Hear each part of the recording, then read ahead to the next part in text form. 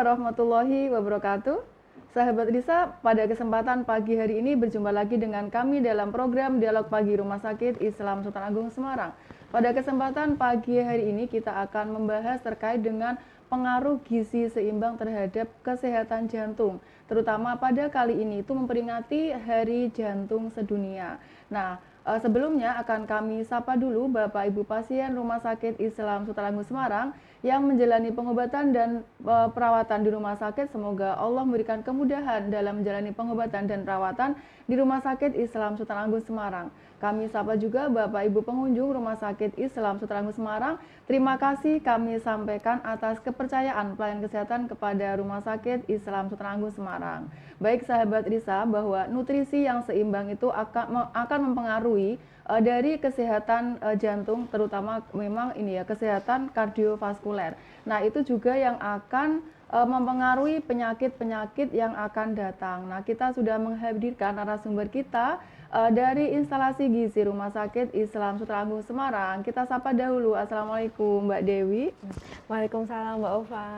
Baik, terima kasih Mbak Dewi sudah menyempatkan waktunya di sini Mbak Dewi dalam dialog pagi Rumah Sakit Islam Sultan Agung Semarang. Pada kesempatan pagi hari ini dalam rangka memperingati Hari Kesehatan Jantung Mbak Dewi, kita akan bahas terkait dengan nutrisi seimbang yang mempengaruhi kesehatan jantung. Baik Mbak Dewi, mungkin Mbak Dewi bisa menyampaikan terlebih dahulu apa sih itu nutrisi seimbang atau gizi seimbang dalam mempengaruhi kesehatan jantung? Betul sekali Mbak Ova, jadi untuk mulai sekarang pun kita semua harus memperhatikan gizi seimbang untuk menjaga kesehatan jantung ya Mbak Ova. Ya. Tidak hanya untuk pasien yang sudah mengalami pengobatan ataupun kita yang masih sehat pun harus perhatikan kesehatan jantung. Pencegahan ya, berarti ya Mbak Dewi ya. Baik.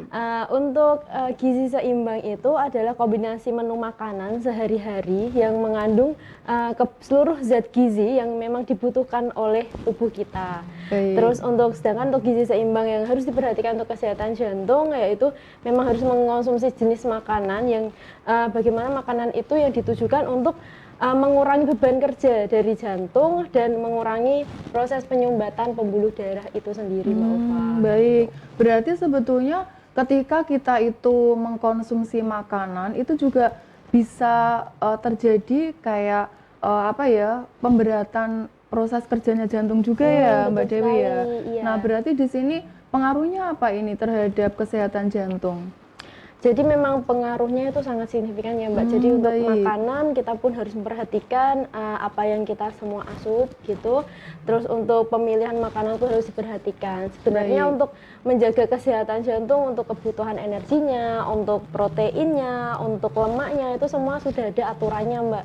Jadi ini saya jelaskan untuk yang kalori yang dibutuhkan untuk menjaga kesehatan jantung memang sesuai kebutuhan dari masing-masing setiap orang.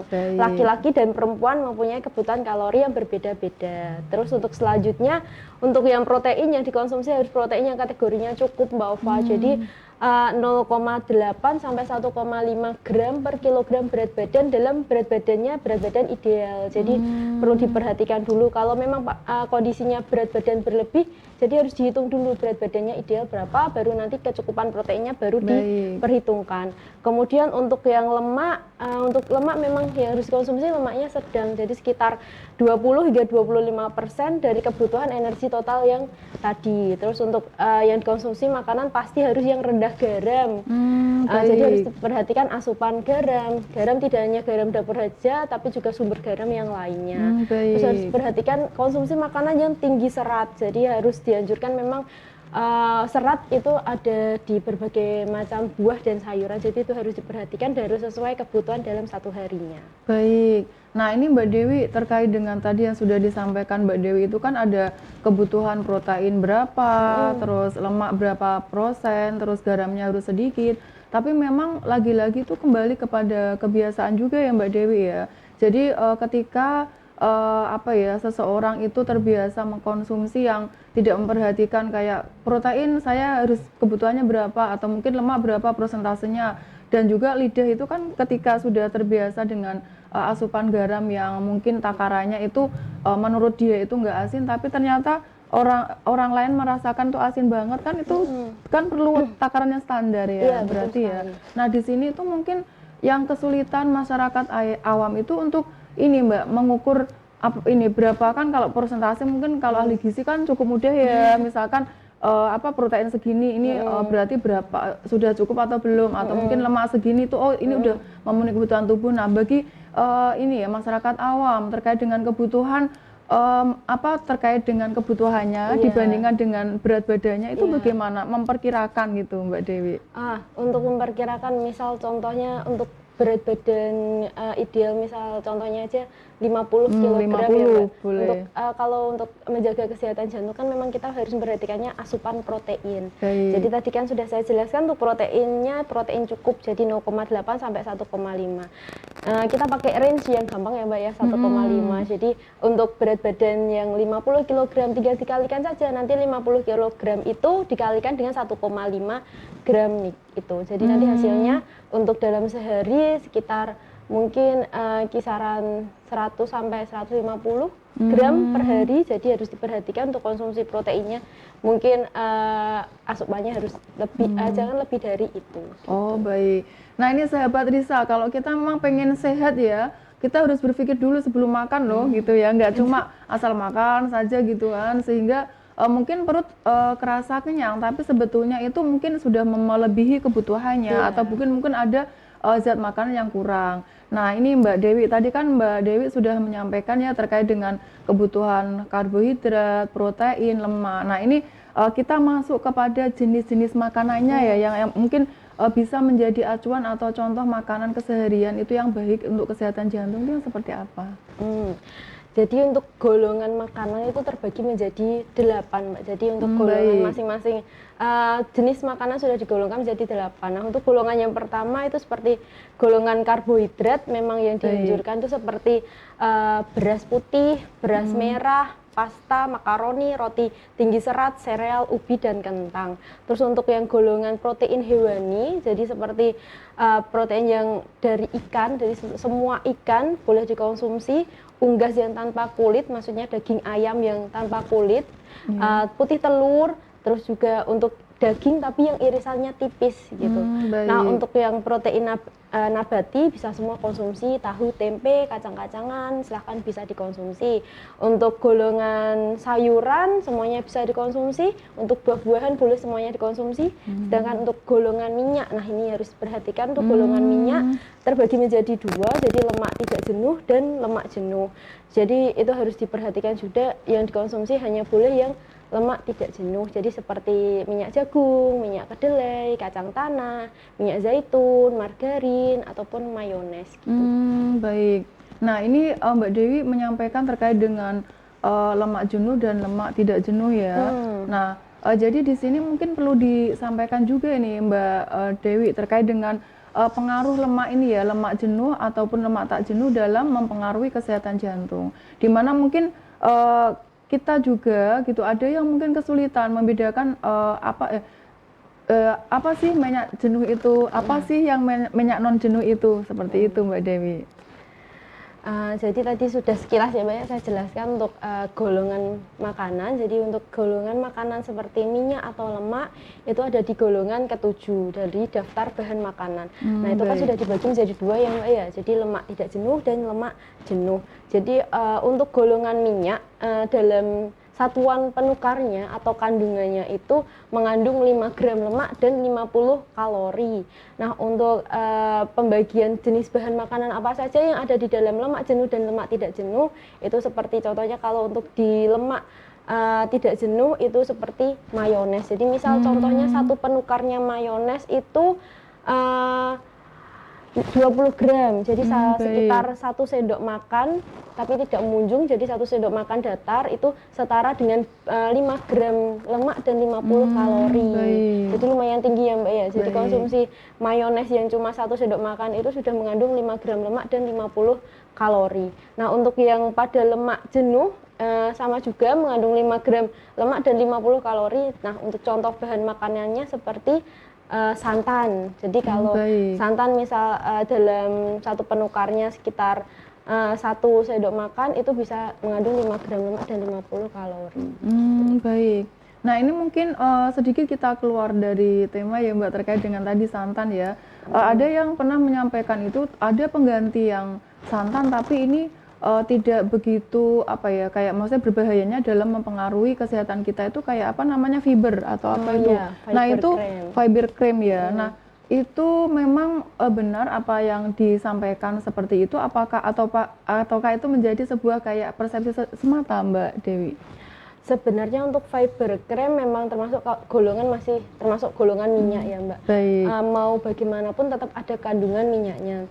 Setiap di satu takarannya, satu sasetnya itu kan kalau fiber cream biasanya dalam bentuknya saset ya Mbak ya. Itu memang Baik. direkomendasikan. Memang itu termasuk minyak atau lemak, tetap harus diperhatikan. Dilihat saja di daftar Baik. nutrition fact-nya, kita lihat aja dalam satu sajian, biasanya satu sajian itu nanti dijelaskan berapa gramnya itu, nah itu mengandung berapa lemaknya dan kalorinya. Tapi tetap harus perhatikan itu kategori lemak dan minyak. Jadi tidak dihindari, boleh diganti misal untuk memasak, biasanya pakai dengan santan atau mungkin sekarang rekomennya untuk fiber cream biasanya dikonsumsi di minuman ya Mbak, banyak ditaruh di Baik. minuman karena ada rasa gurihnya itu. Jadi tetap harus diperhatikan untuk di nutrition fact-nya nanti. Oh baik, baik. Nah ini sahabat Risa ya, kita perlu ini memang berpikir ataupun juga menimbang-nimbang ketika kita pengen menyajikan menu apa di hari ini gitu ya, karena itu akan sangat berpengaruh terhadap kesehatan jantung kita. Nah kita kembali sedikit ke ini ya asupan garam ya. Nah jadi lidah Indonesia gitu ya, memang sudah terbiasa ketika makanan nggak ada garamnya itu akan kerasa hambar begitu. Tapi lagi-lagi kembali kepada kebiasaan ketika memang kebiasaannya itu dalam memasak sudah memakai konsumsi garam yang memang sudah di atas standar, tetapi memang lidahnya sudah terbiasa, maka dia akan merasakan rasa yang memang asinnya tuh ya asin menurut seleranya begitu. Padahal sebetulnya terkait dengan usianya ataupun mungkin kesehatannya itu akan sedikit membahayakan begitu ya Mbak Dewi. Nah ini bagaimana kita mengukur gitu ya asupan garam yang memang seimbang untuk tubuh kita gitu ya, sehingga itu nanti juga akan berdampak kepada kesehatan jantung kita Mbak Dewi. Ya, memang betul sekali Mbak, untuk asupan garam memang dianjurkan untuk apalagi pasien yang sudah mengalami penyakit jantung ya Mbak ya, sudah rutin untuk kontrol. Jadi kalau bisa memang dalam satu hari memang kita pun yang sehat pun harus memperhatikan asupan garam. Jadi garam itu tidak hanya dari garam dapur, tapi mungkin istilah di makanan yang lain kalau semua orang membaca, kalau sekarang peduli dengan yang namanya nutrition fact, itu nanti ada yang namanya natrium sama sodium. Jadi harus diperhatikan untuk natrium sodiumnya di setiap makanan yang mau dimakan, dilihat dulu. Nanti kan biasanya dibandingkan dengan AKG yang saat ini yang Mbak angkat kecukupan gizi yang sudah dibikin oleh Kementerian Kesehatan. Jadi berapa persennya itu nanti diperhatikan. Nah untuk satu hari untuk asupan garam itu sekitar 3-5 gram. Sedikit memang Mbak. Jadi harus benar-benar, mungkin sekarang kita harus semuanya harus peduli ya dengan asupan garam. Entah itu mungkin garam yang ada di kecap manis, mungkin garam yang ada di saus tiram, atau garam yang ada di kecap asin, atau garam yang ada di roti. Seperti garam kalau yang ada di roti tidak hanya garam dapur, baking soda, soda kue, itu sudah banyak ya itu ya. Kan sebenarnya termasuk turunan dari garam, jadi harus diperhatikan. Memang rasa roti kan manis ya Mbak ya. Iya. Jadi mungkin banyak orang yang mikir ini manis, lebih cenderung ke gulanya, tapi harus diperhatikan juga itu juga tinggi garamnya. Oh baik, baik. Nah ini terkait dengan garam ya tadi ya pemirsa ya. Nah sekarang kita masuk ke serat gitu. Nah bagaimana pengaruh ini ya asupan tinggi serat ini terhadap kesehatan jantung kita Mbak Dewi? Nah untuk asupan serat memang sumbernya dari buah dan sayuran. Jadi banyak sekali manfaat untuk konsumsi banyak buah dan sayuran, yaitu bisa mengurangi resiko penyakit jantung, menjaga kesehatan tubuh, terus juga mengurangi hipertensi yang biasa terjadi di pasien jantung ya Mbak ya. Gitu. Jadi untuk asupan sayuran dan buah-buahan itu semuanya sudah diatur oleh Kementerian Kesehatan. Jadi dalam satu hari minimal untuk mengkonsumsi buah itu 4 porsi dalam satu hari. Oh, Jadi memang baik. dianjurkan setiap selesai makan harus konsumsi buah, atau sebelum makan konsumsi buah Konsumsi dulu buah. gitu. Tergantung dari kondisi setiap orang. Jadi kadang ada yang perutnya tahan dengan konsumsi buah sebelum makan, kadang juga tidak tahan, jadi harus konsumsi buah setelah makan. Jadi Baik. konsumsi buah bisa disamakan dengan bagaimana kita satu hari makan makanan yang lengkap itu, Mbak. Baik. Nah, ini ya sahabat Risa ya, kita perlu mengubah pola makan kita gitu ya dalam keseharian kita yang biasanya setiap makan ada gorengan. Nah, ini kita rubah menjadi setiap makan harus ada buahnya. Seperti itu ya, Mbak Iya, Dewi betul ya. sekali, Karena Mbak. gorengan ini juga hampir setiap hari itu berada dalam meja makan kita, begitu ya. Nah, Betul. sekarang buah yang kita adakan di meja makan kita dalam keseharian atau dalam setiap kita makan, mengkonsumsi makanan harus ada buah di setiap makan kita. Nah, ini Mbak Dewi, apakah makan buah dan sayuran ini memang benar untuk mengurangi resiko penyakit jantung, Mbak Dewi? Untuk mengurangi resiko penyakit jantung memang harus dilakukan untuk kita semua ya, Mbak ya, yang Baik. apalagi yang masih usia muda. Jadi untuk konsumsi buah dan sayur itu karena banyak vitamin dan mineral yang di dalam buah dan sayur itu. Jadi memang yang mendukung proses metabolisme jantung untuk membantu biar fungsi jantung pun bisa bekerja dengan baik, terus tidak ada penyumbatan dari pembuluh darah. Jadi untuk berbagai macam buah-buahan dan sayuran memang sangat dianjurkan, dan kalau bisa memang konsumsi tadi minimal 4 porsi dalam sehari gitu. Baik. Dan kalau bisa memang dalam sehari pun bermacam-macam buah. Jadi jangan hanya misal dalam satu hari cuma konsumsi buah cuma pisang saja, tapi kalau bisa divariasi dengan buah yang lain. Baik. Gitu. Nah, ini ya, jadi kepentingannya buah dan sayuran ini tidak hanya berpengaruh pada kesehatan jantung kita, tapi juga pada kesehatan tubuh kita yang lain ya, kayak pencernaan gitu ya. Kita akan mudah untuk buang air besar ketika kita memang cukup kebutuhan buah, sayuran, dan air juga ya. Jadi memang pemirsa harus dialokasikan gitu ya, dialokasikan untuk kebutuhan sehari-hari itu ada buah dan sayur di setiap kebutuhan makan kita.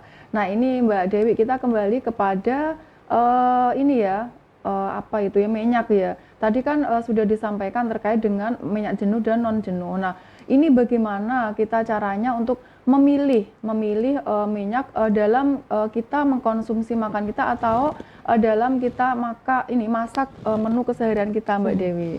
Ya, betul sekali, tadi sudah saya jelaskan untuk golongan minyak dibagi menjadi 2, yaitu lemak jenuh dan lemak tidak jenuh. Nah, untuk paling bagus untuk mencegah, maksudnya untuk menjaga kesehatan jantung dan untuk mencegah dari sakit jantung, kalau bisa untuk saat ini mulai dikonsumsi untuk golongan minyak yang tidak jenuh. Jadi seperti margarin yang dari nabati, terus mayones, minyak jagung, minyak kelapa, dan minyak kacang. Mungkin saat ini kalau di rumah masih pakainya minyak kelapa ya, Mbak ya, minyak kelapa atau karena minyak itu yang kelapa biasa sawit. dijual di pasaran tuh rata-rata itu, Iya. Mbak Dewi. Jadi kalau bisa memang diperhatikan saja, misal dalam satu hari kita makan sehari 3 kali. Jadi kalau bisa untuk yang digoreng mungkin untuk yang digoreng misalnya di protein nabati ya, Mbak ya. Baik. Jadi untuk protein nabati mungkin yang cara pengolahannya yang digoreng kita konsumsi dalam sehari 3 kali. Cuma untuk yang protein hewani, jadi misal seperti ayam, ikan, telur, coba diperhatikan untuk pengolahannya diganti saja gitu. Baik. Karena memang untuk seperti minyak kedelai, minyak canola, terus minyak kacang itu kan juga sulit ya, Mbak ya, dicari ya, didapat kecuali di kota besar. Jadi solusinya seperti itu. Tetap boleh konsumsi minyak kelapa atau minyak kelapa sawit, cuma dalam sehari harus diperhatikan untuk konsumsi makanannya. Kalau bisa untuk cara pengolahannya, tidak semua makanan yang kita asup itu adalah yang digoreng. Baik. Karena ketika ini ya, Mbak, jadi ingat gitu ya, karena memang ibu-ibu ya, ketika kita ungkep kayak ayam itu pun juga sebetulnya sudah mengeluarkan minyak juga ya. Jadi memang cukup kita mungkin mengkonsumsinya dengan ayam ungkep, itu mungkin lebih akan sehat ya daripada setelah diungkep digoreng lagi gitu. Betul sekali. Baik, nah ini kita menuju ke ikan ya. Nah, apakah konsumsi ikan terutama memang yang mengandung omega 3 ini juga akan berpengaruh positif terhadap kesehatan jantung kita, Mbak Dewi? Ya, Mbak, memang cukup berpengaruh juga, apalagi pada ikan kan sekarang ini sedang gencar-gencarnya informasi tentang omega 3 ya Mbak ya. Omega 3 itu adalah termasuk kategori lemak tak jenuh ganda. Jadi memang biasanya sumber makanan yang beromega 3 itu biasanya ada di kebanyakan di ikan ya Mbak ya. Jadi memang itu sangat dianjurkan, apalagi omega 3 itu berperan dalam kesehatan jantung dan cara menurunkan kadar trigliserida dan juga meningkatkan HDL dalam tubuh Mbak dengan konsumsi banyak ikan gitu. Omega 3 sendiri kan tadi sumbernya bisa dari ikan itu bisa ikan apa saja ya Mbak. Mau ikan air tawar boleh, ikan air laut juga boleh. Untuk mau ikan yang seperti mungkin kalau suka mengkonsumsi ikan tuna silahkan dikonsumsi boleh. Untuk ikan tongkol atau ikan salmon kalau memang mudah mendapatkannya sangat direkomendasikan untuk dikonsumsi juga. Nah, untuk asupan omega 3 misalnya ikan itu dalam sehari kalau bisa dalam 1 minggu. Dalam 1 minggu kalau bisa 1 sampai 2 porsi per minggu. Oh, baik. Namun tetap harus diperhatikan cara pengolahannya. Nah, ini ya cara pengolahannya ini ya Mbak Dewi Iya, cara pengolahannya tetap harus diperhatikan. Jadi kalau sudah bagus konsumsi ikan seperti tadi misalnya ikan salmon, ikan tuna, itu kalau bisa ya dikonsumsinya jangan yang digoreng ya Mbak ya. Jadi kalau bisa dikukus atau ditim atau dibikin sup seperti itu. Biar fungsi omega 3-nya pun maksimal ya masuk di dalam tubuh gitu. Mungkin ini masuk tips untuk mengolah ikan Mbak. Terkadang itu ada masyarakat yang memang ketika dimasak sup itu jadi amis rasa kuahnya gitu. Nah ini mungkin Mbak Dewi punya resep bagaimana caranya memasak ikan yang sup ini biar nggak amis gitu Mbak? Mungkin kalau saat ini kita manfaatkan bumbu aromatik aja Mbak. Jadi seperti kita gunakan serai, terus kita juga gunakan salam atau kita gunakan daun jeruk. Nah sebelum ikan itu dimasak kalau bisa dimarinasi aja dulu. Dimarinasi dulu misal dengan perasan lemon atau perasan jeruk. Nanti setelah marinasi sekitar 15 menit saja, tidak usah terlalu lama karena jenis ikan kan dagingnya rapuh ya Mbak ya, rapuh untuk hancur juga. Jadi kalau bisa dimarinasi maksimal 15 menit saja misal dengan perasan lemon atau perasan jeruk. Setelah itu nanti dibilas baru nanti mulai dimasukkan untuk pengolahannya. Nah untuk pengolahan misal mau bikin sup mungkin untuk serai ataupun daun salamnya bisa diperbanyak gitu. Baik, nah ini ya sahabat Risa ya, bisa nih dipakai resepnya Mbak Dewi ya, ketika memasak ikan jangan digoreng saja, bisa dimasak sup itu akan lebih sehat. Dan caranya bagaimana biar nggak kerasa amis, nah itu bisa ditambahkan ini ya aromatik ya. Nah baik Mbak Dewi, kita menuju ke asupan gula ya. Nah gula ini juga masuk dalam kategori yang setiap orang itu setiap hari itu sepertinya itu akan mengkonsumsi Mbak Dewi, padahal kan dalam kesehatan jantung kita itu juga akan berpengaruh gitu. Nah, seberapa takaran gula yang memang memenuhi kebutuhan tubuh itu ketika memang dikonsumsi dalam kesehariannya? Nah, untuk konsumsi gula dalam sehari itu paling bagus memang 50 gram Mbak dalam 1 hari. Jadi itu sekitar setara 4 sendok makan dalam sehari. Jadi perhatikan untuk konsumsi gula untuk yang sehat kita pun harus perhatikan 4 sendok makan dalam 1 hari. Apakah ini, nah itu ya pemirsa ya tadi ya terkait dengan asupan gula. Nah ini kembali ke protein tinggi lagi. Nah pengaruhnya apa sih Mbak Dewi sebelum kita menutup perjumpaan kita ya Mbak Dewi ya. Jadi memang kesehatan jantung ini harus kita perhatikan ya, walaupun usianya muda, jangan salah ya, banyak juga yang usia muda itu sudah terkena penyakit jantung begitu. Nah jadi pengaruh apa ini terkait dengan diet tinggi protein terhadap kesehatan jantung Mbak Dewi? Kalau sebenarnya untuk menjaga kesehatan jantung memang harus diperhatikan bukan diet tinggi protein sih Mbak, karena sesungguhnya untuk diet tinggi protein itu merupakan diet yang diberikan kepada pasien untuk mengembalikan status gizi, untuk mempercepat proses penyembuhan juga. Biasanya tujuan dilakukan diet tinggi protein itu untuk mengganti kehilangan protein. Jadi entah itu dari pasca operasi atau misal tidak ada tindakan medis yang di mana itu protein banyak yang hilang, misal hemodialisa. Terus sebenarnya untuk menjaga kesehatan jantung ya harus perhatikan itu konsumsi protein yang cukup tadi. Jadi bisa sekitar 15-25% dari kebutuhan energi total gitu. Dan setiap orang masing-masing harus diperhatikan untuk berat badan idealnya. Baik, terima kasih Mbak Dewi. Ini sangat luar biasa ya pemirsa ya. kita sudah mendapatkan pencerahan nih dari Mbak Dewi terkait dengan pengaruh gizi seimbang terhadap kesehatan jantung kita. Nah, pemirsa, dalam rangka kita memperingati Hari Jantung Sedunia ini, kita harus perhatikan juga ya terkait dengan kesehatan jantung kita. Jangan pandang usia bahwa ketika aku masih muda gitu. Nah, itu enggak ya, karena memang kita itu harus memulai kehidupan sehat kita itu memang dari usia muda kita begitu, sehingga nanti ketika usia tua itu akan berdampak positif terhadap kehidupan kita. Nah, pemirsa, kita sudah berada di penghujung acara kita dalam Dialog Pagi Rumah Sakit Islam Sultan Agung Semarang. Kita akan mendengarkan ya closing statement dari Mbak Dewi terkait dengan gizi seimbang terhadap kesehatan jantung kita. Baik, dari penjelasan tadi yang sudah saya jelaskan, memang harus diperhatikan untuk konsumsi protein yang cukup. Jadi sekitar 15-25% dari kebutuhan setiap orang masing-masing. Nah, untuk diperhatikan lagi cara pengolahannya. Jadi untuk menjaga kesehatan jantung, mulailah saat ini untuk mengkonsumsi makanan yang tidak digoreng atau tidak disantan. Jadi mulai diperhatikan untuk konsumsi makanan yang seperti direbus, ditim, atau dipanggang gitu. Nah, untuk dari semuanya itu, dari menjaga kesehatan jantung, maka harus mengkonsumsi banyak buah dan sayuran. Jadi dalam sehari minimal, mari kita coba untuk makan buah minimal 4 porsi dalam sehari, lebih banyak lebih baik, tapi bukan berarti buah mengganti makanannya kita. Gitu. Kita tetap harus makan makanan sumber karbohidrat, sumber protein hewani, sumber protein nabati, sayuran, tetap harus makan, cuma setelah itu diimbangi dengan mengkonsumsi buah gitu. Lebih baik mengkonsumsi protein hewani itu yang dari golongan yang rendah lemak, Mbak, jadi seperti unggas yang tanpa kulit, ikan, terus putih telur, dan daging sapi dengan irisan yang tipis saja.